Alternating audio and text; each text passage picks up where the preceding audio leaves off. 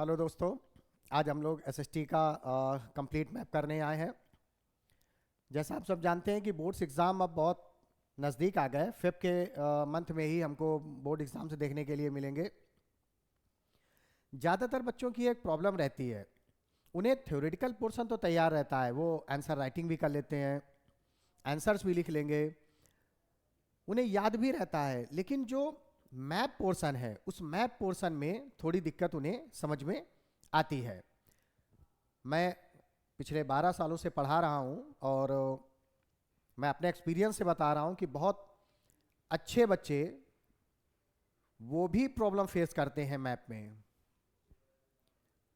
इसलिए ये जो एक वीडियो पूरा बनाया गया है, इसमें जितने भी क्वेश्चन मैप से रिलेटेड हो सकते हैं वो सारे क्वेश्चंस हम मैप पे प्लॉट करेंगे, या पहले से प्लॉट है हम उस पर डिस्कशन करेंगे। कुल मिला के हमारा एम ये है कि जो सीबीएसई बोर्ड के बच्चे हैं उनमें 5 मार्क्स के, यूपी बोर्ड के बच्चों में 10 मार्क्स के जो क्वेश्चंस मैप के छूट जाते हैं, बेसिकली हमको आज उन्हें देखना है। तो class 10th social science complete map work करेंगे 2026 एग्जाम के लिए। मेरा नाम विनीत उत्तम। स्टार्ट करते हैं हम लोग और कम टाइम में करने की कोशिश करेंगे। मैं जानता हूँ थोड़ा सा मैं लेट हूँ, उसका कुछ कारण था, कुछ मेरे हेल्थ इश्यूज़ की वजह से मैं पहले वीडियोस नहीं बना पाया, बट कोशिश मेरी ये है कि जो सब टॉपिक्स हैं कम से कम उन्हें मैं एक बार टच कर लूँ, जो बच्चों की प्रॉब्लम्स है वो दूर हो। तो ये तो स्टार्ट करते हैं। ये इंस्ट्रक्शंस आपको मिलेंगे जब आप पेपर देखेंगे, तो उस क्वेश्चन पेपर में आपको कैसे मैप को फिल करना है उसके लिए इंस्ट्रक्शन है कि पॉलिटिकल या फेडरल डिवीज़न कंट्री के बारे में है, two radio stationery share pencil eraser and ruler, ये सारी चीज़ें आपको देखने के लिए मिलेंगी।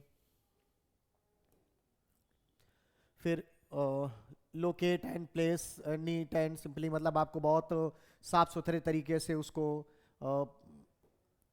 प्लांट करना है, इस बात का भी ध्यान रखना है। तो ये सारे इंस्ट्रक्शंस हैं जो हम लोगों को दिए गए हैं, ये आप आराम से पढ़ लीजिएगा और ये आपको क्वेश्चन पेपर में मिलेगा। हम लोग सीधे मैप की तरफ चलते हैं। देखिए, अगर एसएसटी के मैप के बारे में बात किया जाए तो हिस्ट्री और ज्योग्राफी दोनों से मैप के पोर्शंस आपको देखने के लिए मिलते हैं, लेकिन हिस्ट्री के बारे में अगर हम बात करें तो हिस्ट्री में सिर्फ chapter number 2 nationalism in India, सिर्फ इसी चैप्टर से आपको मैप देखने के लिए मिलेगा। इसमें भी आपको कुछ इंपॉर्टेंट आईएनसी सेशंस हैं, इंडियन नेशनल कांग्रेस के सेशंस थे जो बिफोर द इंडिपेंडेंस हुए, उनके बारे में बात होगी। दूसरा, जो सत्याग्रह हुए थे, महात्मा गांधी के कुछ इंपॉर्टेंट सत्याग्रह हैं, वो भी एग्जाम में पूछे जाते हैं। तो सबसे पहले हम हिस्ट्री के चैप्टर नंबर 2 के मैप को समझेंगे, उसके बाद जियोग्राफी की तरफ चलेंगे। जियोग्राफी में लगभग सभी चैप्टर्स से मैप पूछा जाता है, लेकिन अभी हम लोग केवल हिस्ट्री के चैप्टर नंबर 2 इसको डिस्कस करने जा रहे हैं। तो इसमें अगर आप देखें तो इसमें साफ साफ लिखा भी है, मैंने इसीलिए आपके आसानी के लिए उसको लिख दिया है कि आप उसको समझ सकें थोड़ा। जैसे लिखा हुआ है कोलकाता सेशन 1920 से, तो 1920 का जो सेशन कोलकाता में हुआ है, तो आप ये देखिए, ये कोलकाता का 1920 वाला सेशन है। अब 1920 के सेशन जो कोलकाता में हुआ था वो क्यों हुआ था ये देखना है। तो खिलाफत मूवमेंट, ज्वाइंट स्वराज मूवमेंट, जो खिलाफत मूवमेंट था उसके साथ स्वराज मूवमेंट स्टार्ट करने के लिए यहाँ पर ये सेशन हुआ। सेकंड, अगर आप देखेंगे नागपुर सेशन, ये दिसंबर में हुआ था। ये जो सेशन है ये सितंबर में हुआ है, ठीक है। और जो नागपुर का जो सेशन है ये हमने यहाँ पर इसको डिनोट किया हुआ है, तो ये हुआ था दिसंबर में। दोनों ही सेशन 1920 में ही हुए। इस बात का थोड़ा सा ध्यान रखना है हमको कि सेशन दोनों 1920 में ही हुए हैं, लेकिन ये सेशन हुआ है ये सितंबर में है। तो आपको जब क्वेश्चन पेपर मिलेगा तो हमें ये देखना पड़ेगा कि सितंबर का सेशन पूछ रहा है या दिसंबर का सेशन पूछ रहा है। अगर सितंबर के सेशन से रिलेटेड क्वेश्चन है तो आपको कोलकाता लोकेट करना है। अगर दिसंबर से रिलेटेड क्वेश्चन पूछ रहा है तो आपको नागपुर, ये महाराष्ट्र में पड़ेगा, इसको लोकेट करना है।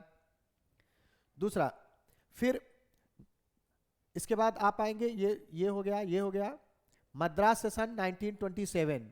मद्रास सेशन 1927 ये हुआ था। अब मद्रास सेशन 1927 क्यों हुआ था, थोड़ा सा इसको देख लिया जाए। एक्चुअली हुआ ये कि जो साइमन कमीशन था उसको बाइकआउट करने के लिए किया गया था। तो ये मद्रास का सेशन है 1927 में हुआ था, ये तमिलनाडु में पड़ेगा मद्रास, यहां पर आपको लोकेट करना है। फिर लाहौर सेशन 1929, ये बहुत इंपॉर्टेंट है एक्चुअली। पहले क्योंकि इंडिया और पाकिस्तान दोनों एक ही में थे, एक ही कंट्री थे, बाद में पाकिस्तान अलग हो गया, तो अब ये इंडिया के बाहर लोकेट कर रहा है। लाहौर 1929 का सेशन हुआ था। 1929 के सेशन में जो पूर्ण स्वराज वाला मामला था उसके लिए, ये पूर्ण स्वराज के लिए ये सेशन यहां पर किया गया। तो एक बार मैं इसको रब कर देता हूं और जल्दी से इसको एक बार रिकॉल कर लेते हैं। ये देखिए, अगर सितंबर पूछेगा तो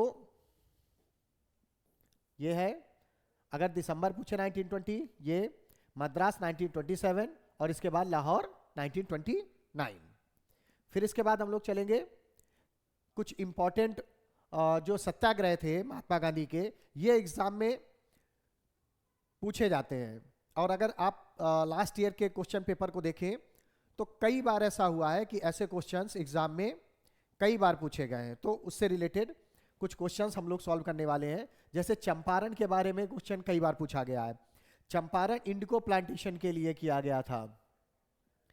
इंडिगो प्लांटेशन, अब चंपारण पड़ता कहाँ है ये देखना है। चंपारण एक्चुअली ये है, मैं इसको दूसरे कलर से आपको दिखाता हूं।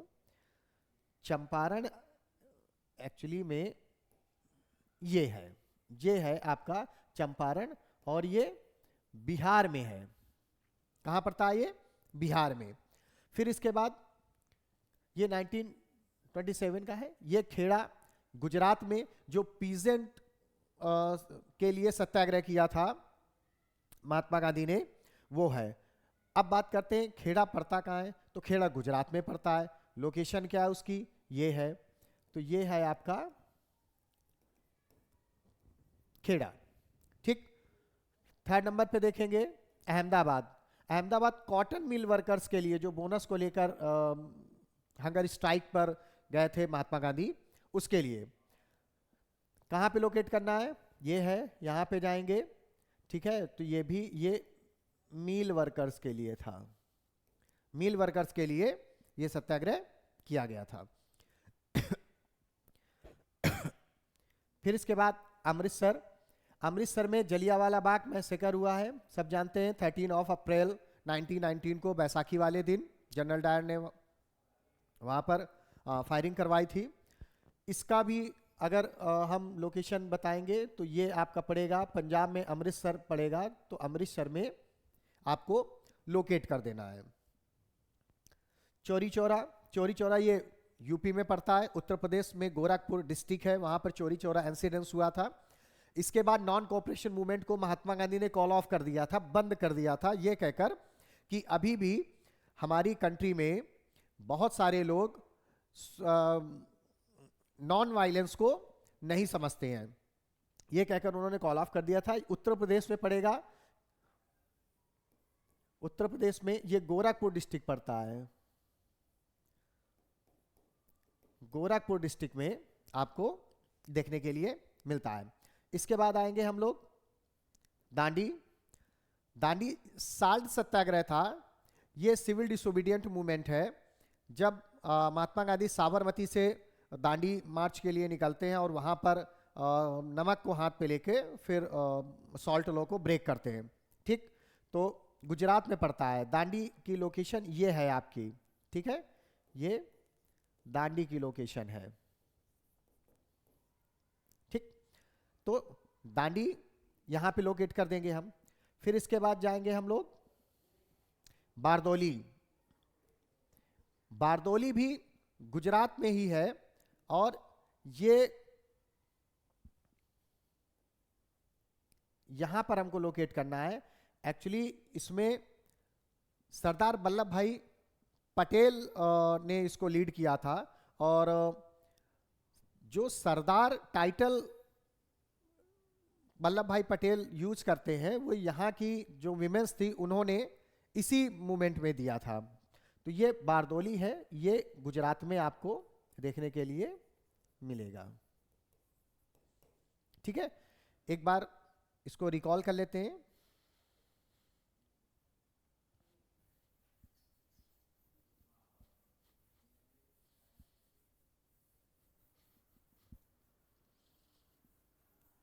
मैंने आपको इसीलिए साइड में सारी इंफॉर्मेशन लिख कर दी है कि अगर आपको कोई कंफ्यूजन हो, उसके बारे में कोई चीज़ जानना हो, तो साइड में हर चीज़ लिखी हुई है, आप वीडियो को पॉज करके उसको देख सकते हैं।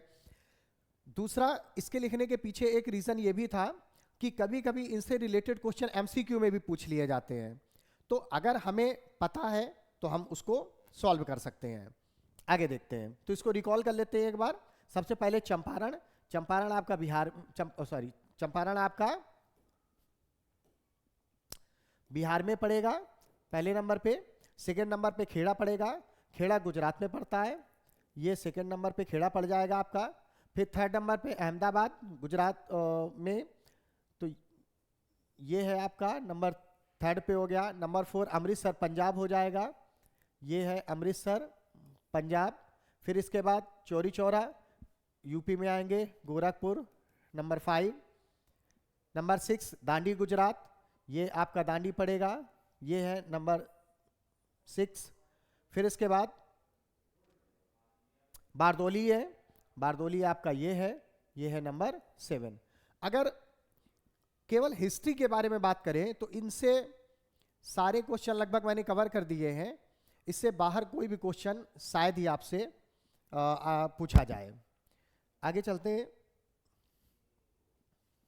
ये रिसोर्स एंड डेवलपमेंट के बारे में है, क्योंकि हम लोग सॉइल्स के बारे में पढ़ने जा रहे हैं, तो ज़्यादातर सॉइल्स को मैंने कवर करने की इसमें कोशिश की है कि जो मैटर है उस मैटर को भी मैंने इसमें आपको इसलिए लिख कर दिया है कि अगर कभी आंसर राइटिंग में भी आपको हेल्प लेनी हो या कोई एमसीक्यू में कोई क्वेश्चन आता है तो हम उसको सॉल्व कर सकते हैं। तो सबसे पहले अगर हम देखें तो फॉरेस्ट एंड माउंटेन सॉइल के बारे में बात करेंगे। फॉरेस्ट एंड माउंटेन सॉइल जो इंडिया का अगर आप अपर पार्ट देखें तो आपको यहाँ मिलेगा, या नॉर्थ ईस्ट में भी थोड़ा सा आपको देखने के लिए मिल जाता है। एलुवियल सॉइल ये नीचे आपको मिलेगा, जो प्लेन्स बनाती हैं, डेल्टाई प्लेन बनेगा, गंगा और जो ब्रह्मपुत्र रिवर मिलकर प्लेन्स बनाएंगी। तो इसमें मैंने लिख दिया है कि वेरीज इन टेक्टर एस्टिक ले ह्यूमस कम पाया जाता है, फर्टाइल इन प्लेन वैलीज। फिर इसके बाद अगर एलुवियल सॉइल तो by the Himalayan river northern plain and the peninsular rivers their delta rich potash potassium and lime red and yellow soil. इसमें सारी चीजें लिखी हुई हैं, आप एक बार पढ़ लीजिएगा। मैं आपको मैप का पोर्शन दिखाता हूं इसका। ये देखिए, हम लोग मैप डिस्कस करते हैं। सबसे पहले हम लोग बात करेंगे फॉरेस्ट एंड माउंटेन सॉइल के बारे में। फॉरेस्ट एंड माउंटेन सॉइल मैंने आपको अभी बताया था कि जो अपर पार्ट आपका इंडिया का पड़ता है, जो हिमालयन माउंटेन्स का एरिया है, ये जो नॉर्थ ईस्ट, ये जो ईस्टर्न हिमालय है, ईस्टर्न हिमालय में भी आपको ये सॉइल देखने के लिए बेसिकली मिल जाती है। फिर इसके बाद हम लोग बात करेंगे एलुवियल सॉइल के बारे में। एलुवियल सॉइल वो सॉइल है जो नदर्न प्लेन को बनाती है। नदर्न प्लेन को बनाती है का क्या मतलब है? इसका मतलब ये हुआ कि जब रिवर्स यहाँ से शिवालिक को तोड़कर नीचे आती हैं, तो ये जो प्लेन बनता है, ये जितना भी पार्ट आप देख रहे हैं, ये जो भी पार्ट आप देख रहे हैं, जो ईस्टर्न घाट का भी पार्ट आपको दिख रहा है, आपको ये इधर ये जितना भी पार्ट आपको दिख रहा है, ये सभी पार्ट आपको एलुवियल सॉइल मिलती है। इस पूरे पार्ट में आपको कौन सी सॉइल मिलेगी? एलुवियल सॉइल मिल जाती है। फिर इसके बाद आपको रेड और येलो सॉइल देखने के लिए मिलती है। जितना आप ये देखिए, ये आपको जो रेड कलर में जो सॉइल देखने के लिए मिल रही है, ये सॉइल ये सॉइल रेड सॉइल पाई जाती है।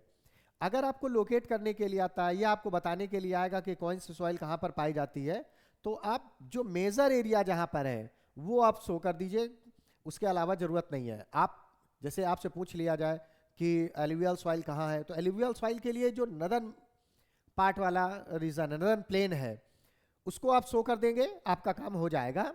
जरूरी नहीं है कि जो बीच बीच में कहीं पर कोई सॉइल पाई जा रही है आप उसको भी लोकेट करें, नहीं। ब्लैक सॉइल, आपका जितना भी ये सेंट्रल पार्ट आप देख रहे हैं, ये प्लेट्यूज एरिया का जो सेंट्रल पार्ट है, ये पूरा पार्ट आपको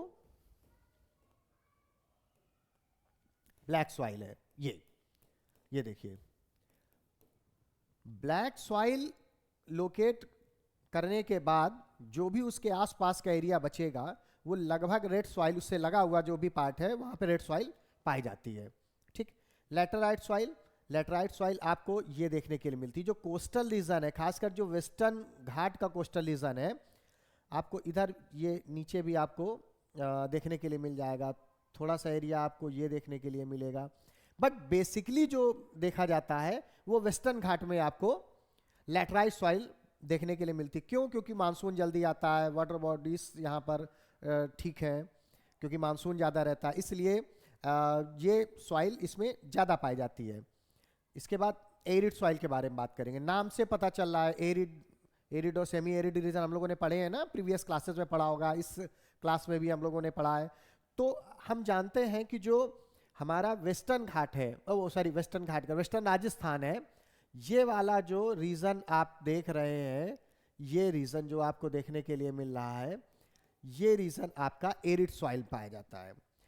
थोड़ा सा गुजरात में भी आप देखेंगे तो एरिड सॉइल पाई जाती है, लेकिन आपको मेनली जहां पे प्लांट करना है वो आपको ये जो जैसलमेर बाड़मेर वाला रीजन आपको पड़ेगा राजस्थान में, इसको आप प्लांट कर सकते हैं। सेम चीज यहां पर है, आप देख सकते हैं, ये आपका माउंटेन सॉइल पड़ जाएगा। ये आपका जो एरिया है ये माउंटेन सॉइल वाला एरिया पड़ जाएगा। फिर इसके बाद अगर आप आएंगे तो ये आपका एलुवियल सॉइल वाला एरिया है। इसके बाद ये ब्लैक सॉइल है, ये जो जितना भी एरिया आपको दिख रहा है ये एरिया पूरा ब्लैक सॉइल वाला एरिया है। फिर इसके बाद इसके आसपास जो आपको पार्ट दिख रहा है, आपको मैंने बताया था कि उसके आसपास जो भी पार्ट दिखेगा, ये देखिए, ये जो ऑरेंज कलर में आपको दिख रहा है, ये रेड एंड येलो सॉइल है। एक्चुअली रेड एंड येलो इसलिए क्योंकि जब इसमें मॉइस्चर आता है या जब इरिगेशन होता है तो ये सॉइल येलो कलर की दिखने लगती है, इसलिए इसको रेड एंड येलो सॉइल कहते हैं। ठीक है। फिर इसके बाद एरिड सॉइल, राजस्थान का वेस्टर्न पार्ट आपको देखने के लिए मिलेगा। मैंने आपसे कहा था कि कुछ पार्ट गुजरात का भी पड़ता है, तो वो भी आपको दिख रहा है। फॉरेस्ट एंड माउंटेनियर आपको पहले ही मैंने बता दिया।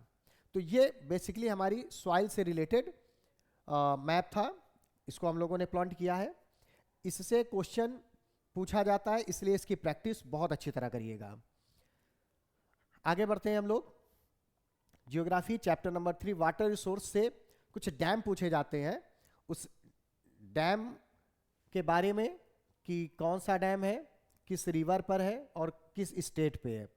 आपको ये हेल्प करेगा एमसीक्यू के लिए भी, आंसर राइटिंग के लिए भी और मैप के लिए भी। तो सलाल डैम, ये देखिए सलाल प्रोजेक्ट यहाँ पे लिखा हुआ है, सलाल डैम है, ये आपका JNK में देखने के लिए आपको मिलेगा। और किस रिवर पर है? चेनाब रिवर पर ये डैम बना हुआ है। भाखरा नागर बहुत बार एग्जाम में पूछा गया है और सबसे इंपॉर्टेंट डैम्स में से एक डैम ये भी है। तो भाखड़ा नागर किस रिवर पर है? सतलज रिवर पर है। किस स्टेट में है? तो हिमाचल प्रदेश में है। आप ये देखिए भाखड़ा और नागल ये बना हुआ है, ये देखिए ये पॉइंट बिल्कुल आपको बॉर्डर में दिख रहा होगा, यही भाखड़ा नागल है। ये दो भाखड़ा और नागल दो डैम है जो बिल्कुल पास पास पे बने हुए हैं, इसलिए इसको भाखड़ा नागल हम एक साथ पढ़ते हैं। रिवर जरूर याद रखिएगा किस रिवर पे बना हुआ है, तो सतलुज रिवर पर बना हुआ है। ठीक है, इसके बाद टेहरी डैम, ये आपका उत्तराखंड में पड़ेगा, उत्तराखंड में पड़ेगा। किस रिवर पर बना हुआ है? भागीरथी रिवर पे, उत्तराखंड। मतलब रिवर का नाम क्या दिया हुआ है? भागीरथी। और किस स्टेट पे बना हुआ है? तो उत्तराखंड में बना हुआ है। किस पे बना हुआ है? उत्तराखंड में बना है। नंबर 4 पे आएंगे, राणा प्रताप सागर डैम, चंबल, चंबल राजस्थान। राणा प्रताप वैसे भी फेमस थे, तो उन्हीं के नाम पर ये डैम बना हुआ है। ये राणा प्रताप सागर डैम बना हुआ है। और आपने देखा होगा कि ये जो एरिया है ये राजस्थान वाला पार्ट है, यहां पर ये बना हुआ है। किस रिवर पे बना हुआ है ये याद रखिएगा, चंबल रिवर पे। ठीक। सरदार सरोवर बहुत फेमस डैम है, गुजरात पे बना है इसलिए ज्यादा फेमस है। नर्मदा रिवर पे बना हुआ है गुजरात पे। आप देखेंगे ये बना हुआ है सरदार सरोवर डैम। ठीक है, नर्मदा रिवर पे बना हुआ है। नर्मदा रिवर के बारे में हम लोग जानते हैं कि वेस्ट की तरफ फ्लो करती है और एस्चुरीज बनाती है, मतलब डेल्टा नहीं बनाती, एस्चुरी बनाती है। ठीक है, और रिफ्ट वैली से निकल के जाती है। इसके बाद हम लोग आएंगे हीराकुंड, हीराकुंड डैम। तो हीराकुंड, हीराकुंड आपका पड़ता है महानदी में। ठीक है, अब ये महानदी कहां पर ये डैम बना हुआ है? ओडिशा में। तो ये आपका ओडिशा स्टेट है, यहां पे हीराकुंड है। यहां पर हमको क्या करना है? प्लांट करना है इसे।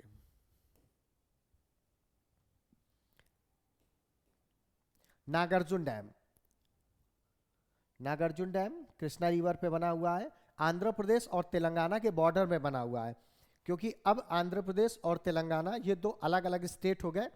पहले केवल आंध्र प्रदेश एक स्टेट होता था, तो हम केवल आंध्र प्रदेश लगाते थे। अब बॉर्डर पे आ गया है, क्योंकि जब डिवीजन हुआ, ये आंध्र प्रदेश से जब ये तेलंगाना यहाँ से ऐसे डिवाइड हो जाता है, तो बीच में ये जो आपको दिख रहा है ना, यहाँ पर ये बना हुआ है। ठीक, ये जो पार्ट है, एक्चुअली ये डैम बिल्कुल इस जगह पर बना हुआ है, बिल्कुल बीच में। ठीक है, तो ये आंध्र प्रदेश और तेलंगाना के बॉर्डर में बना हुआ है। इसके बाद आएंगे हम लोग तुंगभद्रा, तुंगभद्रा डैम किस रिवर पे बना हुआ है? कृष्णा रिवर पे बना हुआ है और कर्नाटक पे बना हुआ है। ठीक है, तो ये तुंगभद्रा है। वहां पर इसको तुंगभद्रा भी कहते हैं, मतलब रिवर को भी वहां पर तुंगभद्रा ही कहते हैं, लेकिन जो इसमें है तो वो भी हमें पता होना चाहिए। ये डैम्स है, एक बार जल्दी से इसको फिर से रिकॉल कर लेते हैं, इसके बाद आगे बढ़ते हैं।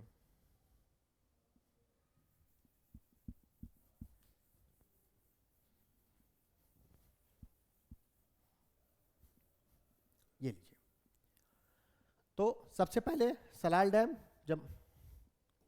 सबसे पहले सलाल डैम जम्मू एंड कश्मीर में पड़ेगा। इसके बाद भाखड़ा नागर नंबर 2 पर, इसके बाद भाखड़ा नागर नंबर 2 पर पड़ता है। ये आपका सतलुज रिवर पे हिमाचल प्रदेश में। 3rd नंबर पे टेहरी डैम है, ये आपका उत्तराखंड में पड़ेगा, उत्तराखंड में पड़ता है। फिर इसके बाद राणा प्रताप सागर है, राणा प्रताप सागर चंबल रिवर पर है, और आपको ये यहाँ देखने के लिए मिलेगा राजस्थान में। 5वें नंबर पे सरदार सरोवर है, सरदार सरोवर डैम आपको यहाँ पे देखने के लिए मिलेगा, कहाँ पे? गुजरात में। फिर इसके बाद नीचे आएंगे हम लोग हीराकुंड डैम, हीराकुंड डैम आपको उड़ीसा में देखने के लिए मिलेगा, ये बना हुआ है। फिर इसके बाद नागार्जुन डैम मिलेगा, नागार्जुन डैम आपको कृष्णा रिवर पे मिलेगा, आंध्र प्रदेश और तेलंगाना के बिल्कुल बॉर्डर पे, और तुंगभद्रा कर्नाटक में। ये हमारे इंपॉर्टेंट डैम्स थे। चैप्टर 4 अगर जियोग्राफी के बारे में हम लोग बात करें, तो क्रॉप के बारे में हमने बात की, उसमें मेजर प्रोड्यूसर स्टेट्स के बारे में हम लोग चर्चा करेंगे। ये मैंने इसलिए बता दिया कि आपको थोड़ी बहुत जानकारी होनी चाहिए। अगर राइस के बारे में बात करें, तो राइस के बारे में देखेंगे हम लोग।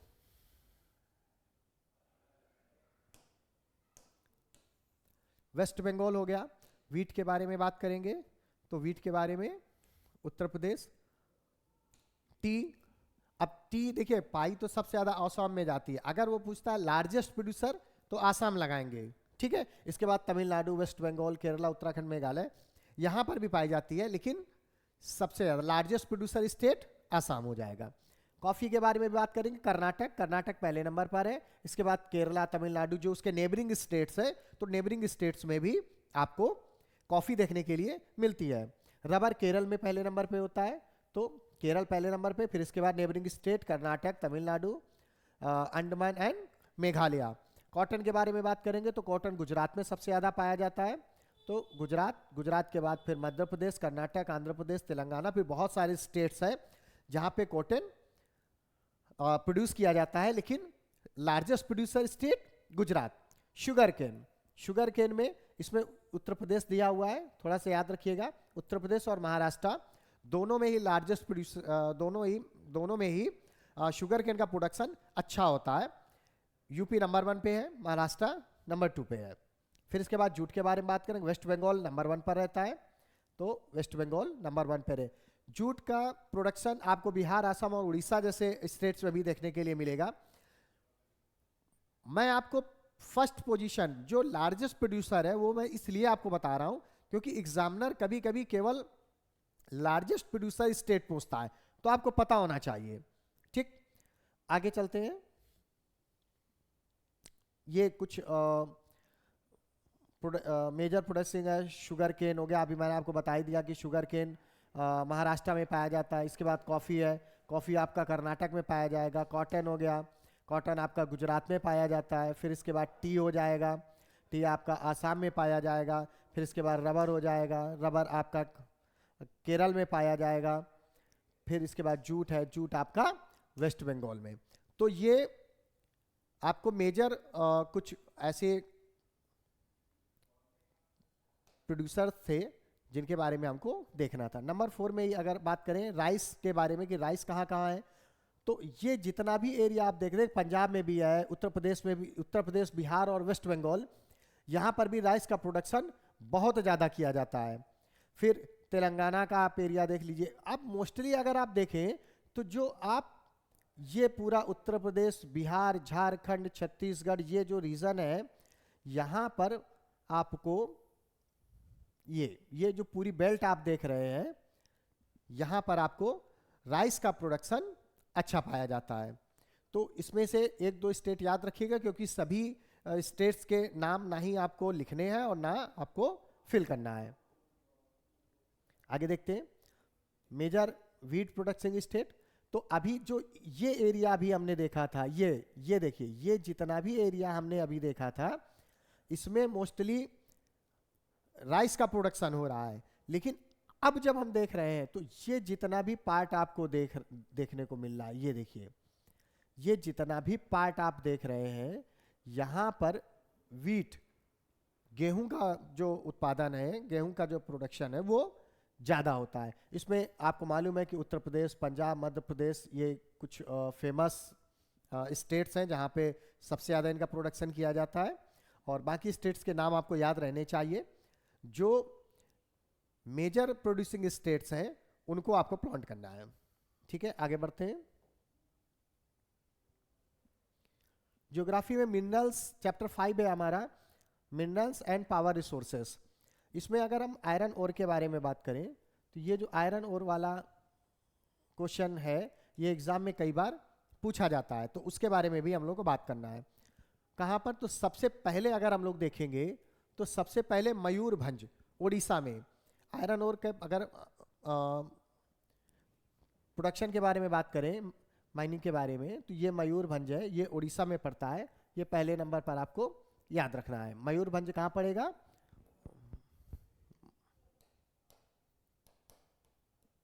उड़ीसा में, ठीक है। दुर्ग, ये छत्तीसगढ़ में आपको देखने के लिए मिलेगा। ये देखिए बिल्कुल बॉर्डर पे लिखा हुआ है दुर्ग, ये आपको छत्तीसगढ़ में देखने के लिए मिलता है नंबर 2 पे। नंबर 3 है बेलारी, ये देखिए कर्नाटका। बेलारी आपको कहाँ पे देखने के लिए मिलेगा, ये बिल्कुल बॉर्डर पर पड़ता है, ठीक है। कर्नाटका, ये पड़ा हुआ है नंबर 3। नंबर 4 बैलाडिला, ये आपका छत्तीसगढ़। अब अभी हम लोगों ने दुर्ग किया था, इसके नीचे जस्ट ये देखिए आप बैलाडिला आपको देखने के लिए मिल रहा है, ये दुर्ग, ये बैलाडिला, ठीक है। नंबर 4, नंबर 4 कुद्रेमुख, सबसे इंपॉर्टेंट माइंस मानी जाती है कर्नाटका पे, इससे जितना भी प्रोडक्शन हम करते हैं ये बाहर एक्सपोर्ट करते हैं, ठीक है। तो नंबर 5, इससे ज़्यादा आयरन ओर से रिलेटेड क्वेश्चंस मैप पे नहीं पूछे जाते हैं। एक बार फिर से हम लोग इसको रिकॉल कर लेते हैं।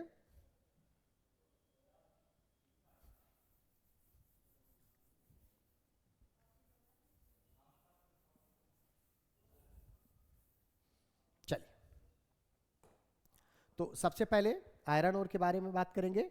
तो पहले नंबर पे हम लोगों ने क्या देखा, मयूरभंज। मयूरभंज कहाँ पर है, उड़ीसा में। सेकंड नंबर पे दुर्ग देखा, छत्तीसगढ़ में। और बैलाडिला, ये दोनों ही कहाँ पे पड़ेंगे, छत्तीसगढ़ पे। कहाँ पे पड़ते हैं, छत्तीसगढ़ पे, ठीक।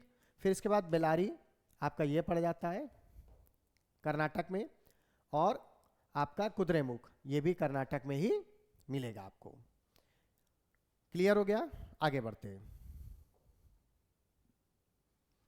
Important coal mines, coal mines से रिलेटेड भी पुराने कुछ क्वेश्चंस आए हैं, तो उन्हें भी ध्यान रखना है। सबसे पहले देखेंगे कोल माइंस में रानीगंज। रानीगंज आपको कहाँ मिलेगा, ये देखने के लिए मिल रहा है आपको रानीगंज। रानीगंज बेसिकली पड़ता है आपका वेस्ट बंगाल में। कहाँ पे पड़ता है, वेस्ट बंगाल में। इसके बाद बोकारो, बोकारो ये पड़ता है झारखंड में। बोकारो कहाँ पे पड़ता है, झारखंड में।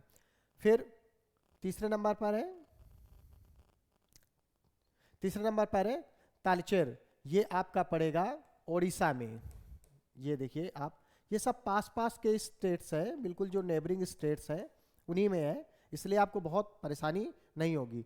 फिर ये है नेवेली, नेवेली आपका पड़ेगा तमिलनाडु में। ये आप तमिलनाडु पे देख रहे हैं, ये नेवेली है ना। चलिए, तो एक बार फिर से इसको रिकॉल कर लेते हैं, इसके बाद आगे बढ़ते हैं।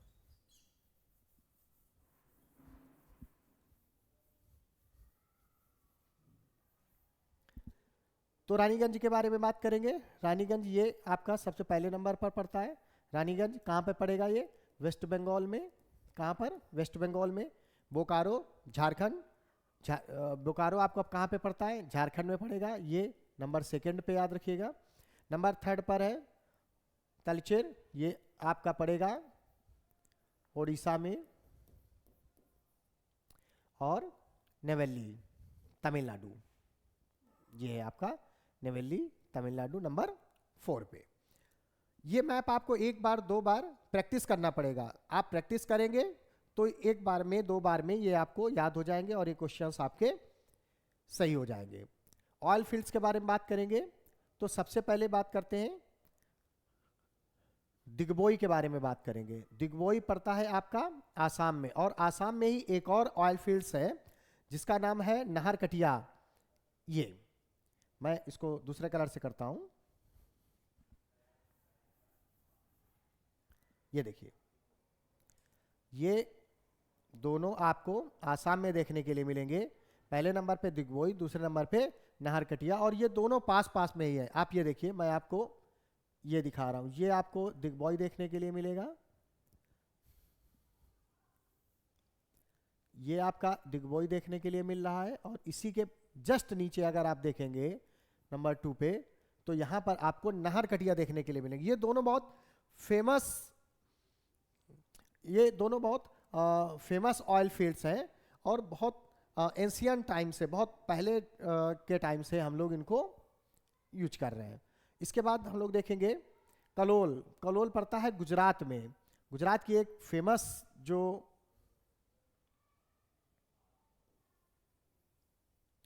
कोल माइन है वो है कलोल, और इसी के जस्ट नीचे अगर हम देखेंगे आके तो ये पड़ता है अलंकेश्वर। अलंकेश्वर और कलोल ये दोनों गुजरात में है, ठीक है।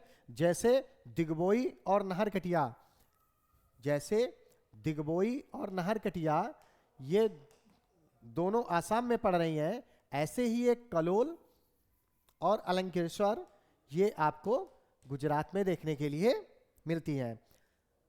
फिर इसके बाद हम लोग देखेंगे महाराष्ट्र में बसीन एंड मुंबई हाई।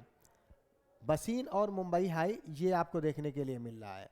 ठीक, मुंबई हाई वैसे भी आप देखें तो बहुत फेमस है, ऑयल रिफाइनरीज यहाँ पर बहुत सारी पाई जाती हैं, यहाँ पे ऑयल का प्रोडक्शन होता है, तो ये दोनों भी आपको याद रखनी है।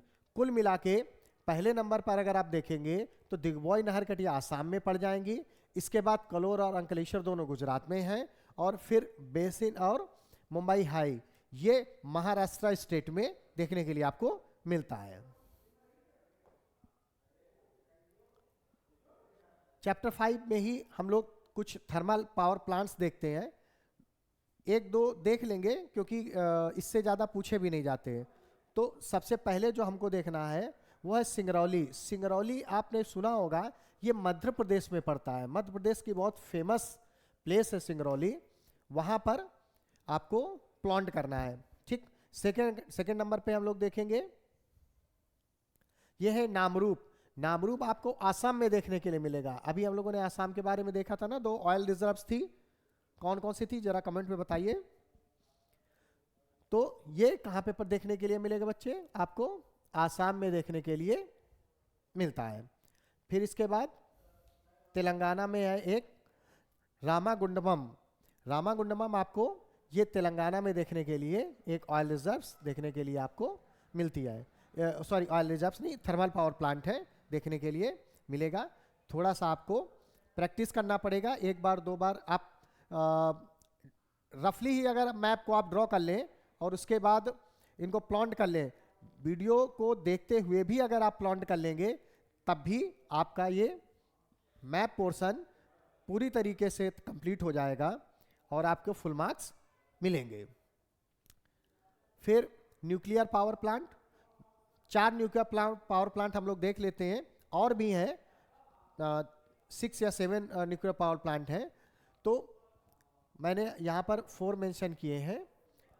इनमें से कोई भी एक जो आपसे पूछे, या अगर नाम लेके नहीं पूछ रहा, वो कह रहा है कि कोई भी एक, तो आप इनमें से कोई भी एक जो याद हो आप कर सकते हैं। तो सबसे पहले तो नरौरा में ही है, नरौरा ये यूपी में पड़ेगा आपका, ये पहले नंबर पर है।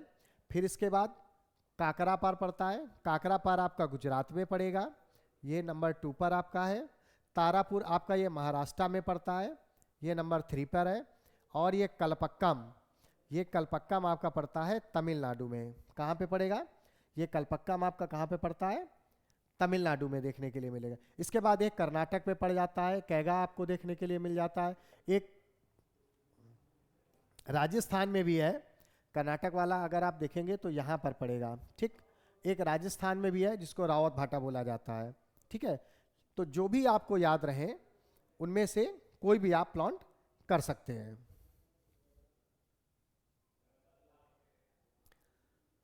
चैप्टर 6 मैन्युफैक्चरिंग इंडस्ट्री है, कॉटन टेक्सटाइल इंडस्ट्री के बारे में क्वेश्चन पूछा जाता है कि फेमस सिटी या फेमस स्टेट बताइए, तो उसका बगल में मैंने नाम भी लिख दिया, किस स्टेट में है वो भी मेंशन कर दिया है, और अभी मैप पे भी हम लोग उसको देखेंगे। तो सबसे पहले देखें कानपुर के बारे में। आप जानते हैं कि इंडिया में कानपुर को अब तो नहीं, लेकिन पहले के टाइम में कॉटन इंडस्ट्री का हब माना जाता था, लेकिन धीरे धीरे अब तो वहाँ से क्योंकि पोल्यूशन की वजह से भी और कुछ गवर्नमेंट पॉलिसीज़ की वजह से तो ज़्यादा कॉटन मिल्स अब नहीं है वहाँ पर। लेकिन जो अगर थोड़ा पहले के टाइम में देखेंगे तो कॉटन इंडस्ट्री के लिए कानपुर फेमस रहा है। ये कानपुर है, प्लांट कर देंगे, ठीक है, उत्तर प्रदेश में। इसके बाद बात करेंगे सूरत।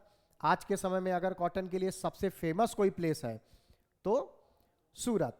सूरत कहाँ पर, गुजरात में। तो आपने देखा होगा कि ये सूरत है और कॉटन के लिए फेमस है, ठीक है, तो सूरत हो गया। सूरत के पास अगर नीचे आएंगे तो मुंबई, मुंबई महाराष्ट्र, ये मुंबई है कॉटन के लिए, यहाँ पे इसको प्लॉट करेंगे और नंबर रेड पेन से लिखते हैं नंबर 3। नंबर 4 में कोयम्बटूर, कोयम्बटूर तमिलनाडु, ये देखिए मदुरई, कोयम्बटूर, ये दोनों ही आपको देख रहेंगे। इधर अगर सूरत पे भी देखें तो अहमदाबाद, सूरत, ये दोनों आपको देखने के लिए मिल जाएंगे। तो आप अहमदाबाद भी टिक कर सकते हैं और सूरत भी टिक कर सकते हैं। इधर आप कानपुर टिक कर सकते हैं। अगर तमिलनाडु में आते हैं तो कोयम्बटूर आप टिक कर सकते हैं और मदुरई टिक कर सकते हैं। ये दोनों ही फेमस प्लेस है किसके लिए? कॉटन टेक्सटाइल इंडस्ट्री के लिए। फिर एक लास्ट में हमारे पास बच रहा है इंदौर। इंदौर ये पड़ता है आपका एमपी में। कहाँ पे? एमपी। एमपी मतलब मध्य प्रदेश में देखने के लिए मिलेगा। इंदौर इंडिया के क्लीनेस्ट सिटी में से एक है, या ये कह लीजिए कि एक ही क्लीनेस्ट सिटी था इंदौर। आगे बढ़ते हैं। Iron and textile, sorry iron and steel plants, ठीक है। तो सबसे पहले दुर्गापुर के बारे में बात करेंगे। दुर्गापुर आपका पड़ता है वेस्ट बंगाल में। ये देखिए दुर्गापुर कहाँ पे पड़ेगा? वेस्ट बंगाल में। ये आपको देखने के लिए मिल रहा होगा। नंबर 1 पे हम इसको दिख देते हैं। झारखंड में आपको 2 प्लांट्स देखने के लिए मिलते हैं। ये देखिए ये झारखंड वाला जो रीजन है, इसको मैं अदर कलर से कर देता हूं।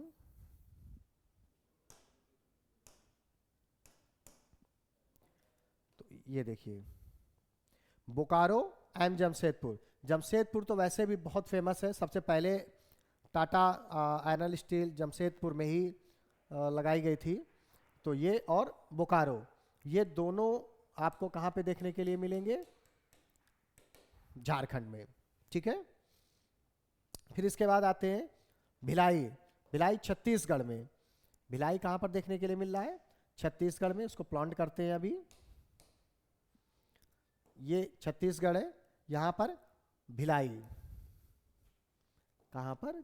छत्तीसगढ़ में, ठीक है। याद रखिएगा इसको भी। फिर इसके बाद बात करेंगे विजयनगर। विजयनगर कर्नाटक में देखने के लिए मिलता है। विजयनगर डायनेस्टी भी आपने पढ़ी होगी, विजयनगर साम्राज्य आपने पढ़ा होगा हिस्ट्री में। तो हरिहर बुक्का नाम के 2 रूलर के बारे में भी पढ़ा होगा आपने। ये वही विजयनगर है कर्नाटक में। ये देखिए ये यहाँ पर आपको प्लॉट करना है। मैप की प्रैक्टिस आपको करनी पड़ेगी। बिना मैप की प्रैक्टिस किए आपको अगर ये लग रहा है कि हम याद कर लेंगे, याद करके हम लिख लेंगे, प्लॉट कर लेंगे, तो ये पॉसिबल नहीं है। फिर सलेम। सलेम आपका पड़ता है तमिलनाडु में। काफ़ी आयरन और अगर स्टील के बारे में बात किया जाए तो एक फेमस प्लेस है। और तमिलनाडु का तो कम से कम सबसे फेमस प्लेसों में आयरन और स्टील के लिए जाना जाता है। तो इसे भी हमको याद रखना है। इसको मैं रब करके दोबारा आपको एक बार ज़रा रिकॉल करा देता हूँ, क्योंकि ये इम्पोर्टेंट मैप है और इससे क्वेश्चन कई बार गलत हो जाते हैं। तो सबसे पहले दुर्गापुर। दुर्गापुर कहाँ पे पड़ेगा? वेस्ट बंगाल में। ये फर्स्ट नंबर पे आपको देखने को मिल रहा है। दूसरा है झारखंड बोकारो में और जमशेदपुर। बोकारो और जमशेदपुर ये नंबर 2 और 3 हो गए। इसके बाद भिलाई। भिलाई आपका पड़ेगा छत्तीसगढ़ में। ये भिलाई नंबर 3 पर आएगा। फिर इसके बाद विजयनगर। विजयनगर अभी मैंने आपको बताया कर्नाटक में देखने के लिए मिलेगा, ये है आपका। इसके बाद सलेम है। सलेम आपका तमिलनाडु में देखने के लिए मिल जाता है नंबर 5 पे।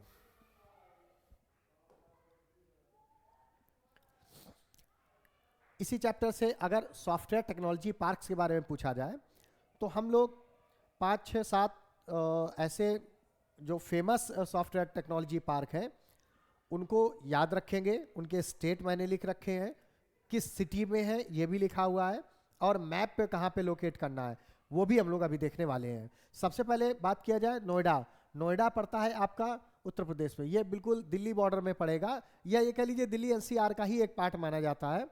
तो पहले नंबर पे आप देखेंगे नोएडा सॉफ्टवेयर टेक्नोलॉजी के मामले में ये। फिर गांधीनगर। गांधीनगर आपका गुजरात का पार्ट है। नंबर 2 में देखने के लिए मिलेगा गुजरात गांधीनगर। 3rd नंबर पे मुंबई महाराष्ट्र। मुंबई और पुणे ये दोनों ही इसके लिए फेमस है, ठीक है। मुंबई और पुणे ये महाराष्ट्र में देखने के लिए मिलेंगे आपको। कहाँ देखने के लिए मिलेंगे? महाराष्ट्र में। फिर इसके बाद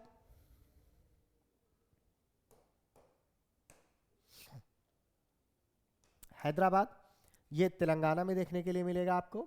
ये देखिए, पहले आंध्र प्रदेश की राजधानी हैदराबाद हुआ करती थी, लेकिन अब तेलंगाना की कैपिटल हैदराबाद हो गई है, और हैदराबाद सॉफ्टवेयर टेक्नोलॉजी के लिए फेमस प्लेस माना जाता है।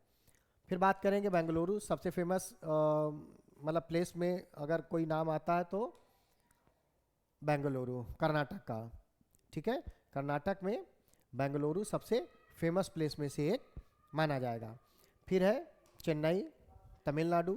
मुझे लगता है तमिलनाडु में चेन्नई एक ऐसा प्लेस है जहाँ पे लगभग हर चीज़ आपको उपलब्ध हो जाती है। आप रिसोर्सेज के बारे में बात कर लें, आयरन स्टील के बारे में बात करें, सॉफ्टवेयर टेक्नोलॉजी पार्क आपको देखने के लिए मिल जाएंगे, यहाँ पे अच्छे पोर्ट्स आपको देखने के लिए मिलते हैं। तो और फिर इसके बाद है तिरुवनंतपुरम, ये आपका केरला में पड़ेगा, ठीक है। सबसे नीचे आपको देखने के लिए मिलेगा, ये जो आपको दिख रहा है ये है तिरुवनंतपुरम, केरला, ठीक है। तो फिर से इसको एक बार रिकॉल करते हैं, इसके बाद आगे बढ़ते हैं। मैप को एक बार आप प्लॉट जरूर करिए, क्योंकि जब तक आप प्लॉट नहीं करेंगे तो आपको लगेगा कि मुझे आ रहा है, बट जब एग्जाम में जाते हैं, एक्चुअली होता यह है कि एग्जाम में एक प्रेशर रहता है। हम घर में बैठकर अगर किसी क्वेश्चन को सॉल्व कर रहे हैं या कोई सम सॉल्व कर रहे हैं तो हमको आसानी से आ जाता है, लेकिन जब हम एग्जाम में उसको लिखने आते हैं, बहुत सारे बच्चे कहते हैं कि सर मुझे याद रहता है लेकिन मैं एग्जाम में भूल जाता हूँ या भूल जाती हूँ। उसका सिंपल सा लॉजिक ये है कि एग्जाम में एक मेंटली प्रेशर होता है, आपको पता होता है कि आप एग्जाम दे रहे हो, शायद इसलिए जो आप लर्न करके जाते हैं वो भी आपको उस समय याद नहीं आता है। तो उसका एक ही सॉल्यूशन है कि आपको प्रैक्टिस करना पड़ेगा। तो सबसे पहले नोएडा, उत्तर प्रदेश, इसके बाद गांधीनगर, गुजरात में देखने के लिए मिलेगा। मुंबई में महाराष्ट्र और महाराष्ट्र में मुंबई और पुणे। फिर इसके बाद हैदराबाद आपको तेलंगाना में देखने के लिए मिल रहा है। बेंगलुरु आपको कर्नाटक में देखने के लिए मिलेगा। चेन्नई तमिलनाडु, और इसके बाद तिरुवनंतपुरम केरल। ये आपको याद रखना है। आगे देखते हैं। हो सकता है थोड़ा सा आपको आवाज़ मेरी भारी आ रही हो, एक्चुअली जुखाम है, इस वजह से आवाज़ थोड़ा सा हो सकता है आपको डिस्टर्ब कर रही हो, तो मैनेज कर लीजिए। केवल आप मेहनत देखिए और कंटेंट देखिए। ये देखिए कि आपके एग्ज़ाम के लिए जो भी चीज़ें इंपॉर्टेंट हैं वो सारी चीज़ें कवर हो रही हैं या नहीं हो रही हैं। चलिए, chapter number 7, life line of the national economy, ठीक है। तो इसमें सबसे पहले सी पोर्ट के बारे में बात करेंगे। एक सी पोर्ट पूछा जाता है, तो अगर आप देखिए तो ये कांडला आपने देखा है, कांडला ये गुजरात में पड़ता है। एक्चुअली सी पोर्ट जितने भी आपको मिलेंगे, देखिए कुछ चीज़ें तो लॉजिक से भी सही हो सकती हैं, भले ही हमें नाम नहीं आता है, लेकिन अगर सी पोर्ट कह रहा है तो इतना लॉजिक तो हमारे पास होना चाहिए ना कि पोर्ट हमेशा कोस्टल रीजन्स में ही पाए जाएंगे। आप नदर्न प्लेन में या हिमालयन पार्ट्स में या लैंड पार्ट में आपको पोर्ट देखने के लिए नहीं मिलते हैं। तो ये तो लॉजिक की बात है। अगर आपको नहीं भी इस समय याद आ रहा है तो भी आप ये देखिए कि ज़्यादातर हमको बिल्कुल कोस्टल एरिया के पास में ही उसको प्लांट करना है, ठीक है। तो कांडला ये गुजरात में पड़ेगा, और पहला पोर्ट आपने देखा। इसके बाद आपको मुंबई और जवाहरलाल नेहरू पोर्ट देखने को मिलते हैं, इसको न्यू सोवा पोर्ट भी बोला जाता है, ठीक है। ये सेकेंड नंबर पे देखने के लिए मिल रहा है। फिर इसके बाद पणजी गोवा में मारमा गांव पोर्ट, गोवा और मारमा गांव ये मिलते जुलते हैं, थोड़ा सा याद रखिएगा, ठीक है। तो गोवा, जैसा कि ज़्यादातर लोगों की जाने की इच्छा रहती है कि गोवा जाया जाए, बीच में खड़े हुआ जाए और नज़ारे देखे जाए, कोशिश करिएगा कि बीच में ही खड़े हो, बीच में ना खड़े हो। ऐसा ना हो जाए कि आप बीच के चक्कर में बीच में चले जाएं। बीच मतलब किनारे पे खड़े होना है, ना कि बीच में खड़े होना है। ठीक है, थोड़ा ध्यान रखिएगा इस बात का। तो आपको मारमागांव पोर्ट देखने के लिए मिलता है। फिर इसके बाद कर्नाटक में न्यू मंगलोर पोर्ट देखने के लिए मिलेगा। जैसे बेंगलोर आपने पढ़ा था, उसी का ये बड़ा भाई है न्यू मंगलोर। ठीक है, ऐसा है नहीं, मैं आपको केवल याद करने के लिए बता रहा हूं कि बेंगलोर का भाई मंगलोर। ठीक है, तो न्यू मंगलोर कर्नाटक में पोर्ट देखने के लिए मिलता है। कोचीन ये आपका केरल में मिलेगा। ठीक है, इसको कोची पोर्ट भी बोला जाता है। तो ये आपको केरल में देखने के मिलेगा। इसके बाद तूतीकोरिन एंड चेन्नई, ये दोनों पोर्ट आपको तमिलनाडु में देखने के लिए मिलते हैं। ठीक, फिर हम आगे बढ़ेंगे। विशाखापट्टनम पोर्ट आंध्र प्रदेश में, ज़्यादातर जापान वगैरह या जो आयरन का हम एक्सपोर्ट करते हैं वो यहीं से हम भेजते हैं, और फिर जापान वगैरह से इसी पोर्ट से मोस्टली हम मशीन्स वगैरह वहाँ से वापस लाते हैं। पारादीप उड़ीसा में पोर्ट आपको देखने के लिए मिलता है। ठीक है, याद रखिएगा। कोलकाता और हल्दिया, हल्दिया कोलकाता पोर्ट है, और ये जो नीचे बना हुआ है ये हल्दिया पोर्ट। हल्दिया पोर्ट एक रिवराइन पोर्ट है, इस बात का ध्यान रखिएगा। ये एकमात्र रिवराइन पोर्ट है, इसलिए थोड़ा सा ज़्यादा इंपॉर्टेंट है। फिर से रिकॉल कर लेते हैं, बहुत इजी है। ये देखिए, फिर से हम बताते हैं। कांडला पोर्ट आपको गुजरात में देखने के लिए मिल रहा है। मुंबई और जवाहरलाल नेहरू पोर्ट आपको महाराष्ट्र में देखने के लिए मिलेगा। फिर इसके बाद मारमागांव पोर्ट आपको गोवा में देखने के लिए मिल रहा है। न्यू मंगलोर कर्नाटक में देखने के लिए, कोची केरल में है, तूतीकोरिन और चेन्नई तमिलनाडु में देखने के लिए आपको मिलता है। विशाखापट्टनम पोर्ट आंध्र प्रदेश में हम लोग देखते हैं, पारादीप उड़ीसा में, और हल्दिया और कोलकाता पोर्ट आपको देखने के लिए मिलेगा वेस्ट बंगाल में। चलिए आगे देखते हैं। ये जितनी भी चीज़ें मैंने आपको बताई हैं उसकी ये स्लाइड पड़ी हुई है, एक बार देख लीजिएगा। जैसे कांडला के बारे में लिखा हुआ है कि मुंबई पोर्ट के लिए मतलब बहुत ज़्यादा ट्रैफिक था, इसलिए उसको यूज किया गया। और ये मुंबई पोर्ट है ना, बिजी पोर्ट है, बिगेस्ट सी पोर्ट है। मारमागांव, फिर के बाद आयरन और एक्सपोर्ट कुद्रेमुख माइंस के लिए न्यू मंगलोर पोर्ट। मैंने आपको जब कुद्रेमुख माइंस के बारे में बताया था तो बताया था कि यहाँ से निकलने वाला, या नहीं बताया तो अब बता रहा हूँ कि जितना भी आयरन और हम यहाँ से माइन करते हैं वो बाहर एक्सपोर्ट करते हैं। ठीक है, चेन्नई पोर्ट है, ओल्डेस्ट आर्टिफिशियल पोर्ट लिखा हुआ है। ठीक है, और second in the terms of value after the Mumbai port के बाद सबसे ज़्यादा जो ट्रैफिक वाला पोर्ट है वो यही है। ठीक है, विशाखापट्टनम डीपेस्ट लैंड लॉक, ये थोड़ा सा याद रखिएगा ये पॉइंट, कि अगर पूछा जाए कि डीपेस्ट लैंड लॉक पोर्ट कौन सा है तो विशाखापट्टनम पोर्ट, जो आंध्र प्रदेश में अभी हम लोगों ने पढ़ा है, वो है। फिर पारादीप उड़ीसा में आयरन ओर के लिए मैंने आपको बताया है। ठीक है, और हल्दिया कोलकाता पोर्ट का सब्सिडाइज्ड पोर्ट है, वहाँ से ट्रेड को थोड़ा बैलेंस करने के लिए, और इनलैंड रिवराइन पोर्ट है कोलकाता। ठीक है, आगे देखते हैं। Life line of the national economy, international airports. ये जितने भी इंटरनेशनल एयरपोर्ट्स हम लोग देख रहे हैं ये मोस्टली एग्जाम में या तो पूछे गए हैं या आगे पूछे जाने वाले हैं। तो सबसे पहले हम लोगों को देखना है राजा सांसी, ये अमृतसर का पोर्ट है। अच्छा, ये जितने भी पोर्ट हम लोग डिस्कस करने वाले हैं ये सभी इंटरनेशनल पोर्ट हैं। एक चीज याद रखिए, आपसे कोई भी रीजनल पोर्ट नहीं पूछेगा। जितने भी पोर्ट्स एग्जाम में पूछे जाएंगे वो सभी पोर्ट्स इंटरनेशनल पोर्ट्स पूछे जाएंगे, और वो जो फेमस है वही एग्जाम में पूछे जाते हैं। राजा संसी अमृतसर में, ठीक है, ये अमृतसर है, यहाँ पे राजा संसी पोर्ट इंटरनेशनल एयरपोर्ट मिलता है। फिर IGI सबको मालूम है, Indira Gandhi international airport new Delhi, तो ये ठीक है सेकेंड प्लेस पर दिल्ली पे हम इसको मार्क कर रहे हैं। थर्ड नंबर पे नेताजी सुभाष चंद्र बोस, क्योंकि कोलकाता में आप जानते हैं कि नेताजी का बहुत वैसे तो वो पूरी दुनिया में फेमस है, लेकिन वहाँ कुछ ज़्यादा ही उनके नाम से चीज़ें देखने के लिए मिलती हैं।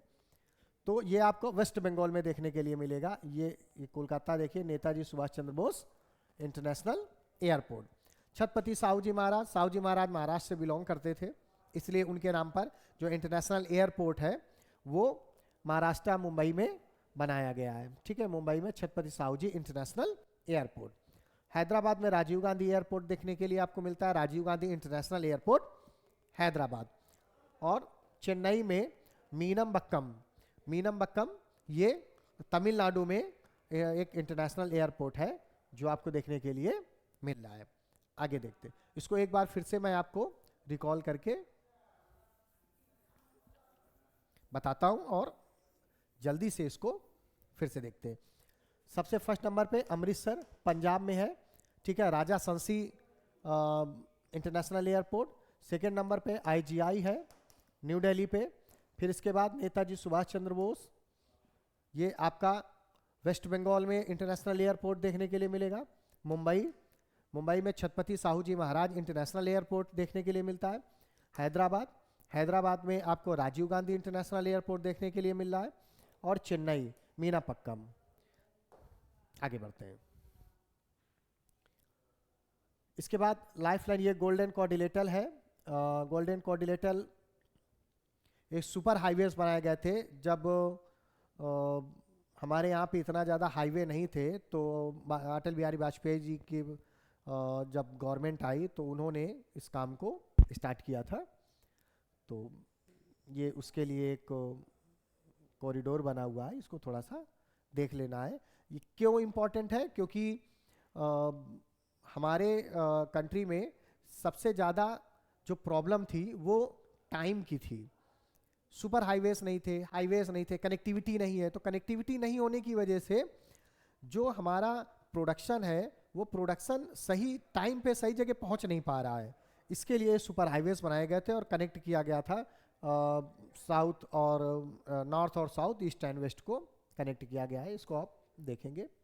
उसी के बाद ये नेशनल हाईवे लिंक टू, मतलब नॉर्थ से साउथ, नॉर्थ से ये श्रीनगर से आपका नीचे कन्याकुमारी तक पहुंचेगा जाकर, और ये इधर पोरबंदर से शुरू होता है जाके, और ये सिलचर आसाम, ये यहाँ तक पहुंचता है। ये कनेक्टिविटी है, ये आप देख लीजिएगा। ठीक है, तो आई होप जितनी भी इंपॉर्टेंट चीज़ें हैं वो मैंने आपको इस मैप पे कराने की कोशिश की है।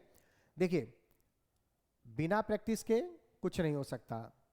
दूसरी बात, एक बार दो बार अगर आप एग्जाम से पहले प्रैक्टिस कर लेंगे तो आप कॉन्फिडेंस फील करेंगे। अगर आप कॉन्फिडेंट फील करेंगे तो आप आंसर को सही कर पाएंगे।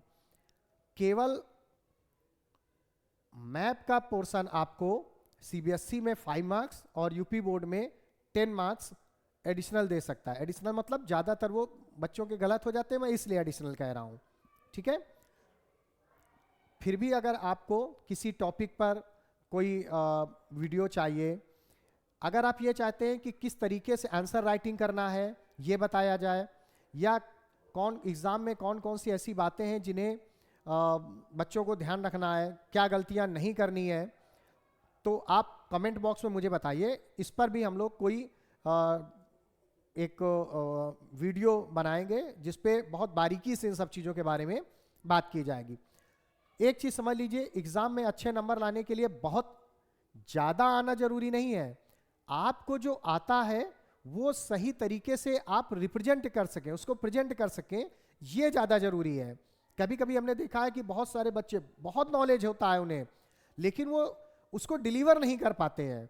तो अगर ऐसी कोई भी प्रॉब्लम आपके साथ है, या SST के साथ एक दिक्कत ये है कि बहुत सारे बच्चों की कंप्लेन ये रहती है कि सर याद नहीं होता। तो SST याद करने का सब्जेक्ट भी नहीं है। हम और आप कोई चिट्ठी नहीं है, चिट्ठी रोबोट मूवी वाला कि ऐसे स्कैन करेंगे और सब कुछ आ जाएगा। ये सारी चीजें हमें समझनी पड़ेंगी, देखनी पड़ेंगी, कॉन्सेप्ट बिल्ड करना पड़ेगा। SST पूरा का पूरा कॉन्सेप्चुअल सब्जेक्ट है। मेरी इच्छा है कि जो न्यू सेशन आने वाला है, मैं आपके लिए कोई रिवीजन सीरीज प्लान कर रहा था, बट अनफॉर्चुनेट मेरा लास्ट मंथ एक्सीडेंट हुआ, जिसकी वजह से मैं ऐसी कोई सीरीज अभी नहीं ला पा रहा हूं। लेकिन फिर भी जितनी जल्दी हो सकेगा मैं पूरी SST की एक सीरीज लेकर आऊंगा। अगर अभी नहीं ला पाया तो न्यू सेशन में एनसीईआरटी या कोई भी ऐसी बुक जिसमें आपके लिए जो भी इंपॉर्टेंट चीजें होंगी उसके लिए एक सीरीज प्रॉपर लेकर आएंगे। कोशिश मैं करूंगा कि पूरी एनसीईआरटी अगर मैं पढ़ाऊंगा तो लाइन बाय लाइन पढ़ेंगे, डिस्कस करेंगे। एनसीईआरटी पढ़ने का देखिए सबसे बड़ा बेनिफिट ये होता है कि अगर कभी कोई डाउट हुआ, कभी कोई ऑब्जेक्शन होता है, तो ये चेक किया जाता है कि एनसीईआरटी में क्या लिखा है। बात समझ रहे हैं? मान लीजिए किसी रिफ्रेशर बुक में कुछ लिखा है, एनसीईआरटी में कोई दूसरी चीज लिखी है, तो जो एनसीईआरटी में लिखी है मोस्टली वही माना जाता है। इसलिए एनसीईआरटी इंपॉर्टेंट है, उसको भी पढ़ेंगे। इसके अलावा अगर और कोई टॉपिक ऐसा है जिसपे आपको कोई दिक्कत आ रही है, एग्जाम से रिलेटेड कोई प्रॉब्लम आ रही है, तो आप मुझे कमेंट बॉक्स में बताइए, मैं आपको उस पर डिटेल वीडियो बनाऊंगा। मैं अपने 12 साल के एक्सपीरियंस से आपसे कह रहा हूं कि अगर हम और आप एक स्ट्रेटजी के साथ आगे बढ़ेंगे तो आपके मार्क्स 98, 99 या 100 बहुत आसानी से पहुंचेंगे। ठीक है? अगर इसकी आपको पीडीएफ चाहिए तो आप